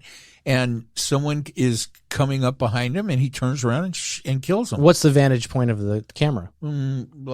You're up and looking down. Some kind of security. So you see both people in the frame? Yeah. Yeah. And no doubt somebody was coming up on his six, but, he's walking through the street with an automatic. So he turns and fire. Now, which one is this? Is this one of the people that he killed? Yeah, I think so. This is the one he killed. I think. So then the other two, were they coming to the defense? I haven't seen film of that because that's where they always stop it, right? And I don't know if there's film of the second shooting. Did the second and the third people know the first victim? I have no idea. I don't think so. I think that you've got. I mean, I'm going to assume that these people were not other people there to help the police. I'm going to assume there was nobody out of uniform there to help the police except Kyle Rittenhouse, and that the other people involved, I do believe, I have seen a picture of Kyle Rittenhouse who is just wearing a T-shirt. I thought he was all geared up, just wearing a T-shirt and has his AR-15 next to a guy who's all dressed up like a militiaman. So I do believe there were other. He wasn't in full military gear. Just a T-shirt and stuff. Yeah, see, there's a lot of these stories that come out, and it doesn't. The picture is that he was some, crazy youthful kid. He got up his military gear and he wanted to go out and kill people. And that was just my mistake. But. No, but you're not the only one that said that. And I had heard it elsewhere. And then, of course, his side is saying, or his supporters, he went there to help the police. Yes, and he's the most asinine fucking. And he has a long history of volunteering and helping people and all. And that all might be true. It doesn't change the situation, right? Volunteering. He's 17. He doesn't have a long history of anything. I'm just saying, if that is true. Well, did he help an old lady across the street? Yes. And I also think that she accused him of stealing her rye bread. Well, I think that's the update. So I think by the time we talk again, I don't know. I think the Kyle Rittenhouse trial will be over. I think they're in jury deliberation now for the Rittenhouse. I think so trial. too, which is why they activated the National Guard. Yeah. So I'm hoping there won't be any need for that. I'm hoping that's overreaction on the part of, Wisconsin is it might as well be a southern state. It's such a fucked up place. No offense, Joy. That's my sister-in-law's hometown now. What are you up to? Are you up to like 10 official states of people that you've alienated by shit-talking their hometowns? If you're not in California, I really don't care.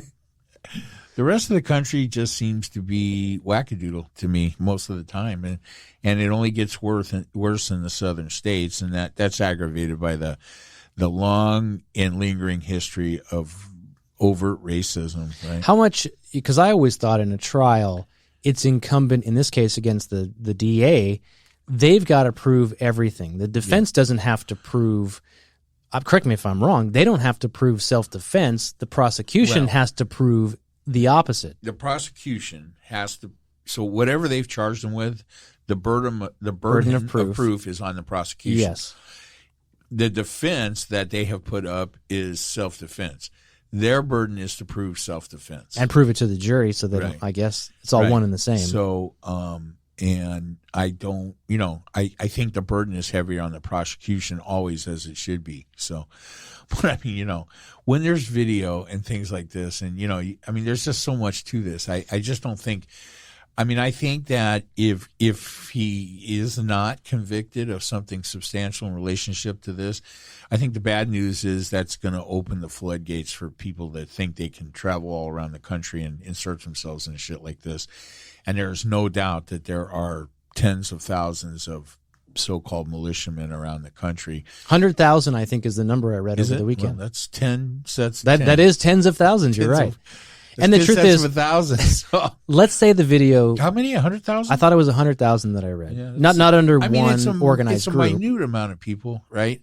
And it is. It's all spread out, right? So it's not organized. I mean, 100,000 people in one group, seems a lot more dangerous to me than multiple groups of somewhere between. Do you think those 100,000 people could really unite under one cause? Even if they'd be killing each other. Who's going to lead us? Who's going to? They don't scare me, but I think that those kind of groups are perfectly capable of committing domestic terrorist acts as a group or in some kind of coordinated effort with other like-minded fucking tards. But I'm not worried about it. I mean, thank you for bringing that in. We haven't said fucktard today. Yeah, thank you for bringing that up. I'm not sure I've cursed at all. So an homage to the younger people listening, to all you fifth graders. Hang out there. Okay.